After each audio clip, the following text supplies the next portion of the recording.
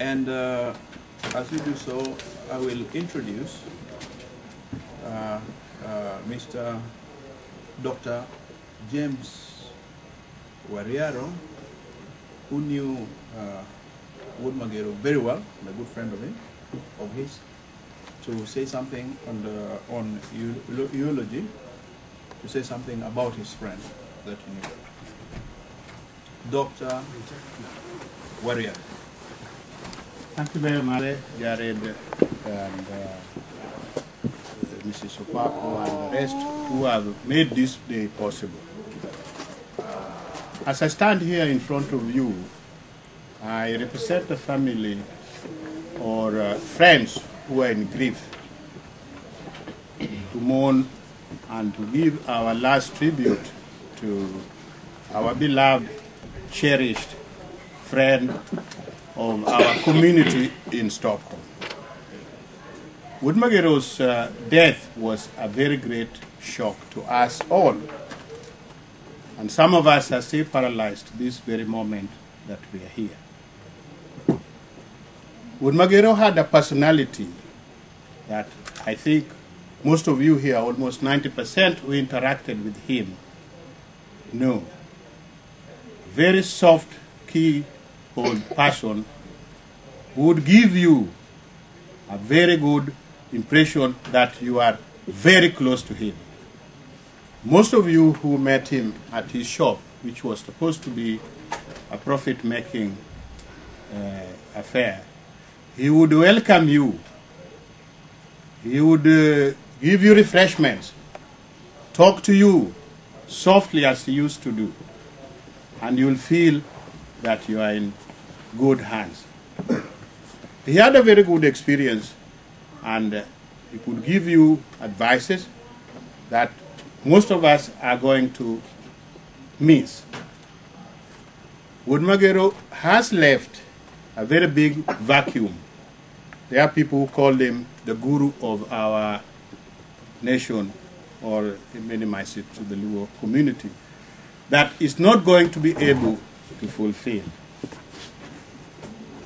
His pleasant character, that he would make you feel very near, this one nobody else would be able to fulfill.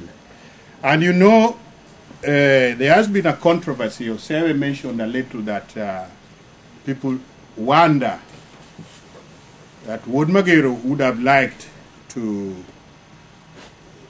meet the type of burial that all of you know he has met.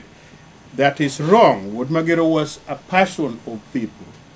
He attended a lot of funerals that you people know. In fact, a friend of mine, Mr. Mari from Uppsala, reminded me of exactly similar thing we are doing tonight, so-called an alternative funeral ceremony. I had forgotten about that completely, where we had a common friend, Professor Dera, who died in Nairobi and was buried in Kenya. The later on, the Swedes, and I would like you to understand this very clearly, the Swedes organized an alternative burial ceremony in Uppsala, the University of Uppsala, Department of Philosophy. I had forgotten this. We attended with James Wuod Maggero this particular occasion.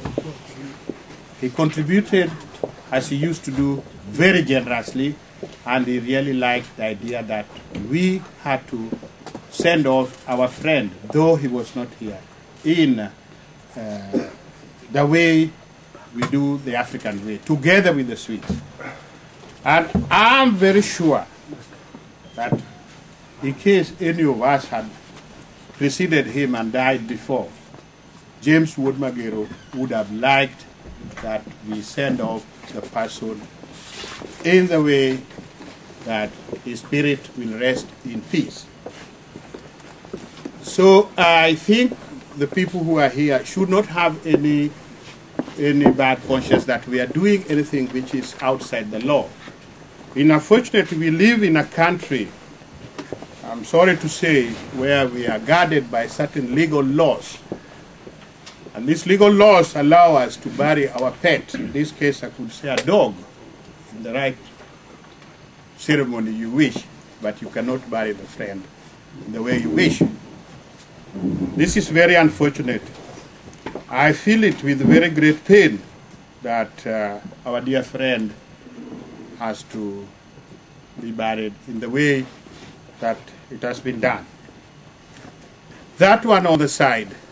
But the most important thing, he was a very kind person with a very big heart.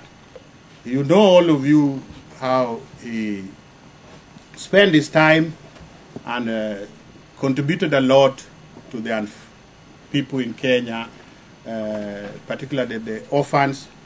I have been with him in Kenya several occasions where we visited a lot of orphan homes.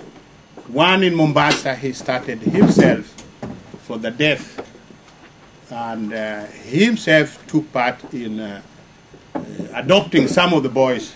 In fact, I only remembered yesterday, there are 2 at his home in Mombasa. And then, you know, one of his last daughter is also an adopted one.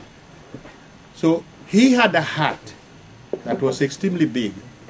If I go back even to the travel agency that he had, he could offer you ticket at a very reduced price, entertain you. There was even an occasion I know when he had a ticket at 6,000 crowns, and I gave him that 6,000. He ended up entertaining me half of that amount of money. I really pitied him, and this I'm sure he did to a lot of you. There are even occasions when he told me there are some people whom he gave the ticket to pay at installment, and later on he forgot about it. So, to give you a little history, where he came from, Wuod Maggero was born in 1933. He died at the age of 73. He was going to become 74 in 3rd April. It's not so many months ahead. He was born at Siranga, this is in Ugenya, not very far from Busia, if you want to orientate yourself. He went to he did his elementary school in village, actually at a very well-known school at that time. Even now, I think it's a secondary school called Ambira, for those of you who know that. And later, at about after his elementary school, he went to work in Mombasa. Not Mombasa, I think he went to work in Kampala. Later he was in Nairobi. This particular time, according to the stories that he told me, he had even interaction with our old known politician, Jaramogi Oginga Odinga. He worked at a place called the Luo Thrift. Some of you probably remember that.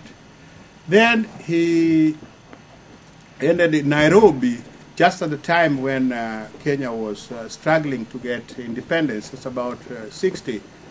And through possibly Oginga Odinga and any other, he got a scholarship to proceed for studies in Finland. At that particular moment, Kenya was preparing for independence and give priority to education to be able to get people with professional training to do some work to get out with our economic development. So he was in Finland for a time. Later on, he moved to Stockholm. There are people, I think, who met in Philippines here at the beginning of 60s. He did some small jobs, as all of us do. And later on, he opened his travel agency, which is well known. He continued with that. He was interested in a lot of charity organizations. He formed, as most of you know, even some probably are members of KESFA. This was an organization primarily to bring the Swedish and the Kenyans together. He used this organization to promote a lot of social functions. They traveled to Kenya. I think one of the orphanages that he opened is even named as KESFA. I don't think I'm going to tire you with a lot of details as to what he did here, where he was eating or whatever. Then, all I want is that we to remember our friend, our cherished, beloved friend, member of our community here, in the best way.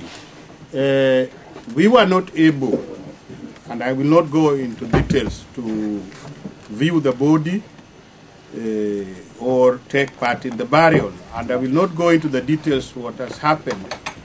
But I'm pleased that you people have come and we can have a possible way to give tribute and blessing to our friend, so that his spirit could rest well in heaven. Here I can say one thing. We used to joke with him, and most of you are brought up in the Christian way, where you have heard of heaven or whatever you call it. There's a place where people sit and sing. There's the other place where I hear the fire is burning. We used to joke and say, hey man, if you go there before me, I take the other side where people like Frank who are there. So where there's dance, I will also come and tell them I'm also coming. And we joke that maybe the scientists who died and were not approved to go to the other place, which is called Blessed Place, are on the other side. Probably they have used their knowledge to extinguish the fire. These were jokes anyway. So there are many things of that nature. And I would like us, this is not only African, but people get shocked when a friend passes away. And people use many ways to recover. It has been proved, I'm sorry to say, that our African way is actually very effective, that we collect together, even seeing the body, that is confronting the trauma that has happened, makes us to recover much more effectively and quicker. So it's not just a way which is thrown away in the tradition and customs and all this. And I hope that this collection today will help us to remember the person. If you put your reflections back, you remember the face.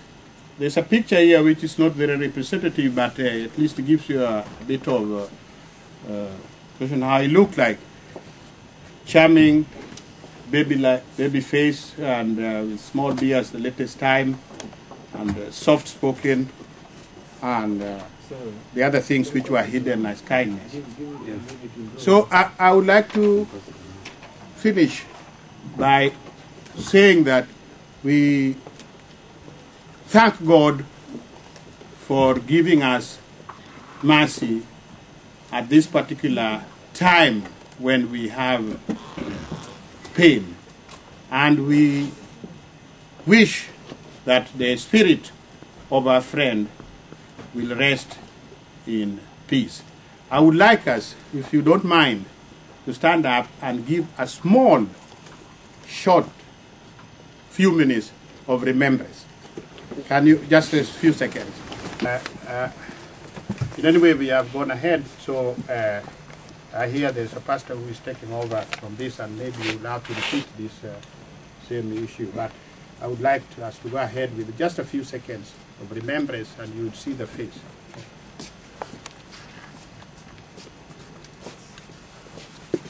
I hope that our friend's spirit will rest in peace. Thank you very much. Thank you very much. Again, Dr. Wariaro. I think that there is some mistake that has happened, but we can rectify it. We are human beings. I think we should have started with prayers, and we did not. But I will ask the pastor, Beatrice Kamau, for forgiveness. That I went too quickly. Yes, and I think we should have started the pastor.